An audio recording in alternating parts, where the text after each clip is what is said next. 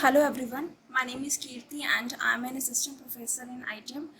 This is part 4 in corporate accounting and today I am going to discuss the profit and loss appropriation account.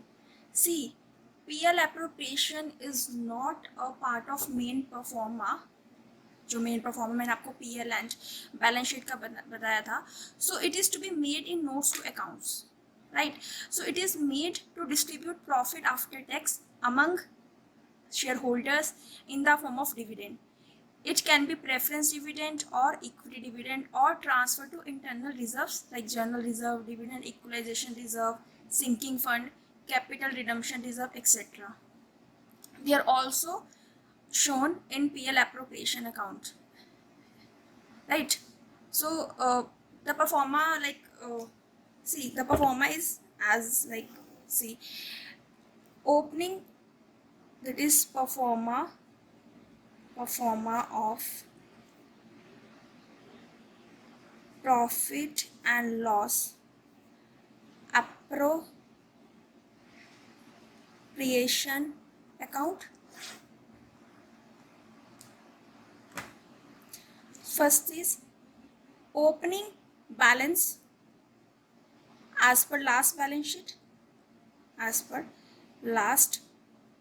sheet, or we can say balance of PL appro. बच्चों ये वो balance है जो last year की balance sheet बनी होगी ना, तो उसमें आपने पीएल एप्रोप्रिएशन अकाउंट बनाएगा. पीएल एप्रो बेसिकली देखो, जो हम बैलेंस शीट में बनाते हैं रिजर्व एंड सरप्लस का हेड बनाते हैं, ठीक है, बैलेंस शीट के परफॉर्मा में, तो हम ये नोट्स टू अकाउंट्स में परफॉर्मा बनाते हैं. मीन्स हम स्पेसिफिकली परफॉर्मा उसमें मेंशन नहीं करते, हम नोट्स टू अकाउंट्स में इसका परफॉर्मा बनाते हैं. That is a pro forma of PL appropriation account. एक ज्वाइंट स्टॉक कंपनी में देखो, एक प्रोप्राइटर होता है, एक पार्टनरशिप फर्म होती है, एक ज्वाइंट स्टॉक कंपनी होती है, ठीक है. तो ज्वाइंट स्टॉक कंपनी में क्या होता है, आपका ट्रेडिंग और पीएल तो एक साथ बनता है statement of profit and loss account में, ठीक है, और एक बैलेंस शीट बनती है. तो बैलेंस शीट में जो आपका रिजर्व एंड सरप्लस होता है, तो उसके हेड के अंदर आपका बनता है पीएल एप्रो अकाउंट, ठीक है. तो ये लास्ट ईयर का जो बैलेंस शीट होगा यहाँ पर हुआ आएगा, जो लास्ट ईयर का सॉरी बैलेंस होगा यहाँ पर हुआ आएगा, ठीक है. देन प्रॉफिट ऐड इसमें हम करेंगे, add profit for the year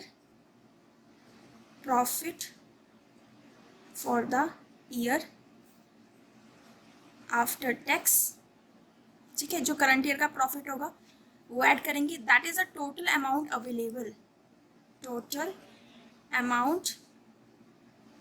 available in surplus account. Surplus मतलब आपके प्रॉफिट कितना पड़ा है, आपके कंपनी में कितना profit, that is your surplus, ठीक है.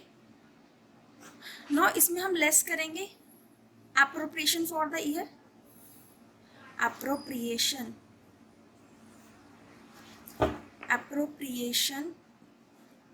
for the year.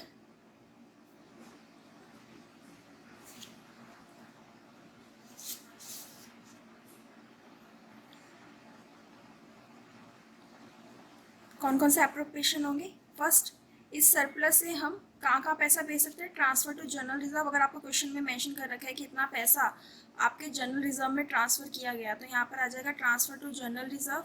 Then second is transfer to other reserve, जो भी आपके रिजर्व होगा, मान लो डिविडेंड इक्वलाइजेशन फंड है या कोई कैपिटल रिजर्व है, जहाँ भी पैसा ट्रांसफर किया गया, आप यहाँ नेम स्पेसिफाई करेंगे, स्पेसिफाई नेम, ठीक है. इससे लेस होते जाएंगे. थर्ड हो जाएगा आपका like interim dividend,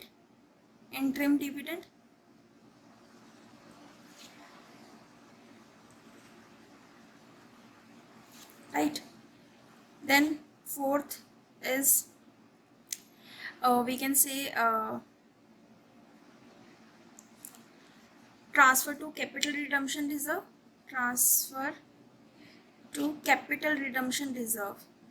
capital redemption reserve, right. Then proposed preference dividend, आप रिजर्व्स पहले ले लेना इसमें. proposed preference dividend,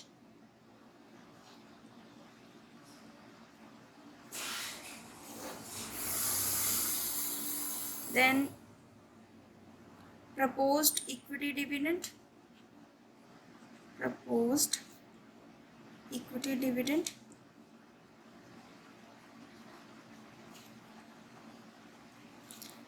देन आपका corporate dividend tax, corporate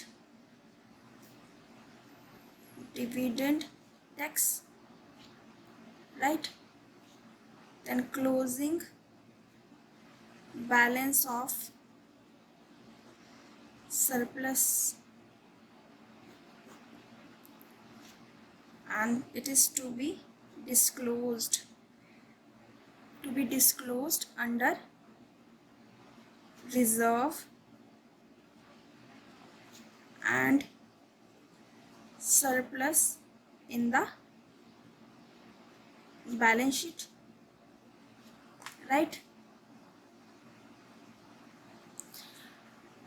So we can say this is the pro forma of balance sheet.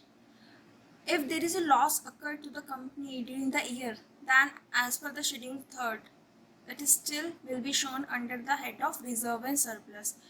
Further, if after adjustment of loss, the whole reserve and surplus become negative, it should be disclosed as negative balance in the balance sheet, right?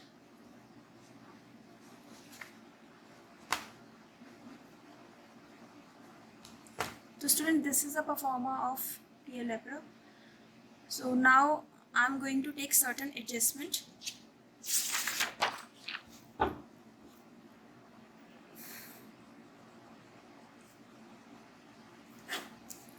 For example, trial balance given है आपको,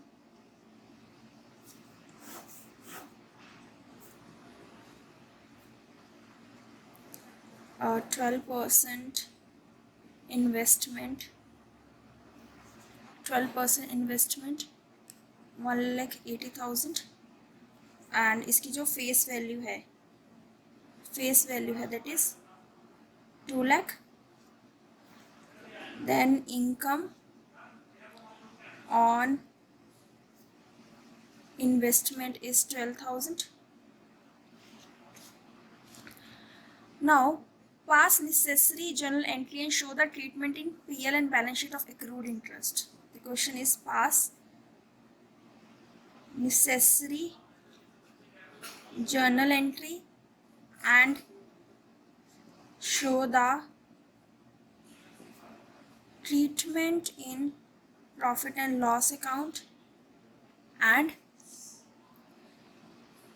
balance sheet of accrued interest.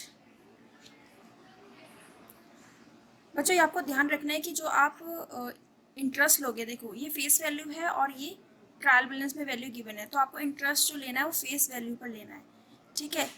तो total interest कितना हो जाएगा, मैं अगर face value पर लेती हूँ, फेस वैल्यू पर आपको लेना है, तो टोटल इंटरेस्ट जो होगा आपका दैट इज 12% ऑफ 2 lakh, तो ये कितना हो जाएगा 24,000, ठीक है? तो interest is always calculated on face value, right? तो इंटरेस्ट रिसीव्ड कितना होगा आपका, इंटरेस्ट रिसीव्ड आपको दे रखा है दैट इज 12,000. तो एक्रूड इंटरेस्ट कितना होगा आपका, accrued interest which is due but not received, मिला नहीं अभी आपको, ठीक है? तो इसकी बच्चों जर्नल एंट्री आपको बोला है कि एक्रूड इंटरेस्ट की जर्नल एंट्री पास करो. इसकी एंट्री क्या होगी, accrued interest account debit to interest account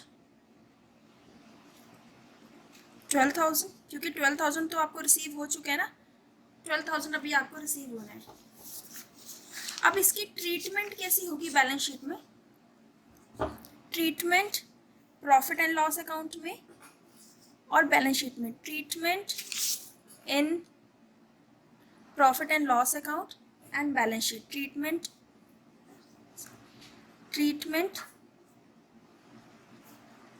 in profit and loss account. तो यहाँ पर क्या आ जाएगा बच्चों, अदर इनकम में आपका कितना जाएगा, इसमें 24,000 आ जाएगा, पेड प्लस रिसीव्ड प्लस जो एक्रूड आपका इंटरेस्ट होगा, ठीक है? और बैलेंस शीट में क्या ट्रीटमेंट होगी इसकी, करंट एसेट्स कितना आ जाएगा? अब इसमें क्या आएगा? जो आपका एक्रूड इंटरेस्ट है, ठीक है। पीएल में आपका 24,000 जाएगा और अदर करंट एसेट्स में बैलेंस शीट के अंदर आपका आ जाएगा 12,000, right.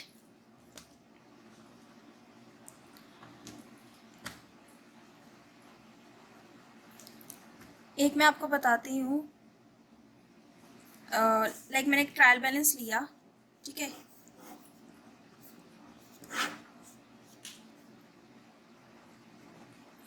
Investment is 1,70,000, investment fluctuation fund, investment fluctuation fund that is 20,000, ठीक है। Now market price of investment is 1,45,000. So company decided to show investment in market price, ठीक है। company decided to show, let's write down, company decide to show investment in market price, show necessary ledgers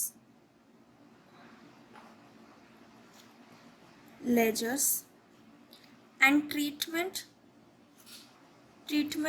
in profit and loss account and balance sheet, right?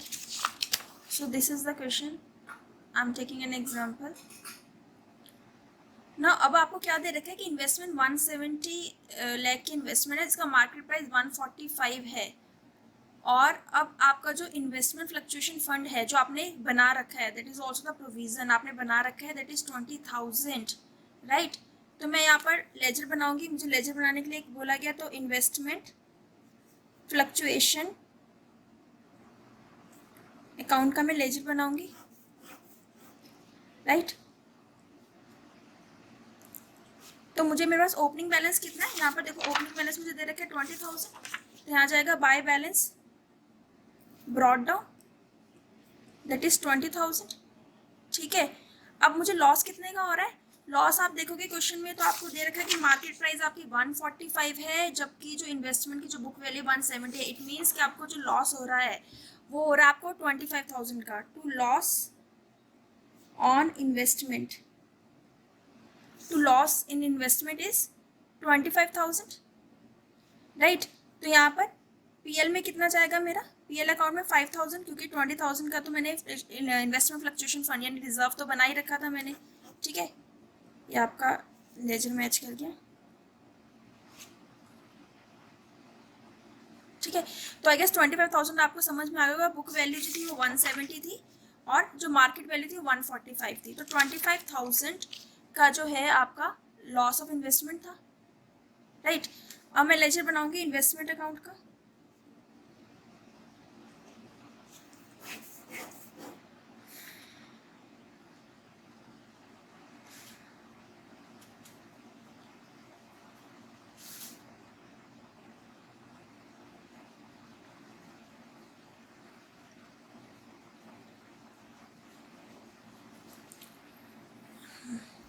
तो यहाँ पर मैं investment account का laser बना रही हूँ। यहाँ पर देखो मुझे इन्वेस्टमेंट दे रखी है आपकी 1,70,000 की, जो बुक वैल्यू है 1,70,000 है, राइट। और जो मार्केट प्राइस है अभी का वो कितने का है? 145 का। तो यहाँ पर बाय इन्वेस्टमेंट फ्लक्चुएशन फंड कितने का बनेगा मेरा? ये होगी आपकी बैलेंसिंग फिगर, इसे हम कहेंगे बैलेंसिंग फिगर, बैलेंसिंग जो बैलेंस कर गया, यानी आपका ओपनिंग था वो 170 का था, मार्केट प्राइस इतने का, तो फ्लक्चुएशन आपकी 25,000 की हुई, जिसमें हमने 20,000 का रिजर्व ऑलरेडी क्रिएट कर रखा था और 5,000 तो हमने पीएल अकाउंट में डाल दिए, राइट। सो यहाँ पर ट्रीटमेंट अगर मैं देखूँ, ट्रीटमेंट